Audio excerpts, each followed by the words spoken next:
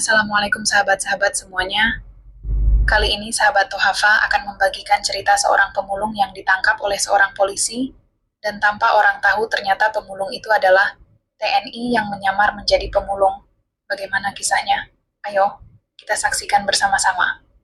Di sore itu, di kawasan perumahan dinas kepolisian, tampak seorang pemulung berusia 40 tahun mengenakan baju lusuh warna hitam, membawa karung dan pengait sampah. Dia tengah memungut rongsokan di depan rumah seorang polisi yang bernama AKP Rudi. Pak Rudi yang seorang polisi berseragam keluar dari rumah dengan tatapan curiga, lalu menegur pemulung tersebut. AKP Rudi itu melipat tangan di dada, nada suara tinggi. "Hei, kau sedang apa di sini?" Pemulung itu menghentikan gerakannya, menatap polisi itu dengan wajah lelah dan sedikit cemas. "Saya hanya mencari barang bekas, Pak. Tidak bermaksud yang lain." AKP Rudi yang seorang polisi mendekat menatap tajam dengan ekspresi marah. "Jangan bohong. Aku melihatmu mengendap-endap di sini. Kau mau mencuri ya?" Pemulung itu mengangkat tangan, mencoba menenangkan polisi. "Demi Tuhan, Pak, saya tidak mencuri. Saya hanya mengumpulkan botol plastik dan kaleng bekas untuk dijual." Polisi yang bernama AKP Rudi itu mencengkeram kerah baju pemulung itu, menariknya dengan kasar. "Ikut aku ke kantor polisi. Kita lihat siapa kau sebenarnya." Pemulung itu terkejut, mencoba menahan diri agar tetap tenang. "Pak, ini salah paham. Saya benar-benar hanya seorang pemulung." AKP Rudi mendorong pemulung itu menuju mobil patroli. "Diam, kau bisa menjelaskannya di kantor." Pemulung itu duduk di kursi belakang mobil patroli, tangannya gemetar. AKP Rudi yang mengemudi sesekali menatapnya ke arah belakang dengan ekspresi mencurigakan. AKP Rudi berbicara dengan nada dingin. "Sudah berapa kali kau melakukan ini?" Pemulung itu menghela napas menatap keluar jendela. "Saya tidak pernah mencuri, Pak. Saya hanya mencari rongsokan untuk makan." Polisi mendengus, tersenyum sinis. "Alasanmu terlalu rapi untuk seorang pemulung biasa." Pemulung itu dibawa masuk ke kantor polisi. Beberapa petugas lain menatapnya dengan heran.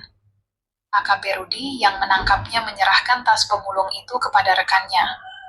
AKP Rudi berbicara kepada rekannya. "Periksa isi tasnya."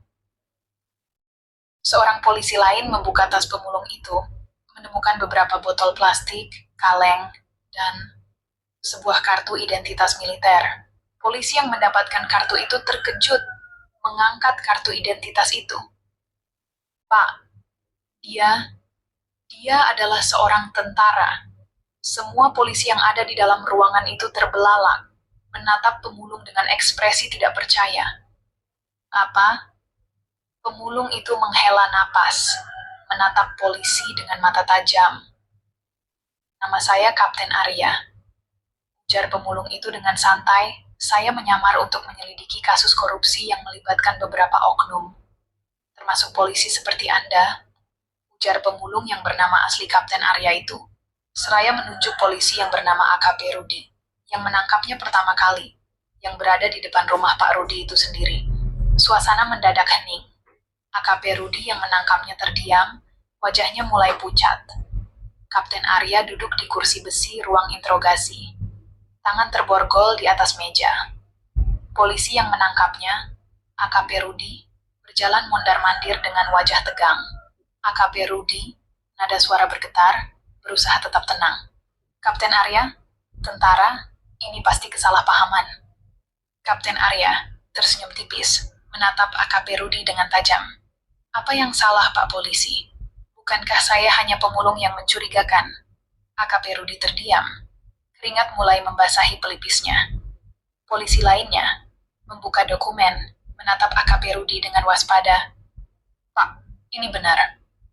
Dia anggota TNI yang sedang menjalankan penyamaran." AKP Rudi mengeras rahangnya, mengalihkan pandangan ke Kapten Arya. "Kalau begitu, kenapa kau menyamar? Apa urusanmu di sini?" Kapten Arya berbicara pelan namun penuh tekanan. "Aku ditugaskan untuk menyelidiki kasus korupsi yang melibatkan beberapa oknum, termasuk polisi seperti Anda, Pak AKP Rudi," ujar Kapten Arya kepada AKP Rudi dengan senyum tipis. Mata AKP Rudi membelalak. Wajahnya berubah pucat. Polisi lain yang ada di ruangan melihatnya dengan tak percaya, dan polisi lainnya melepaskan borgol tangan Kapten Arya. Dan seorang perwira tinggi kepolisian yang bernama Kompol Dedi masuk dengan wajah serius.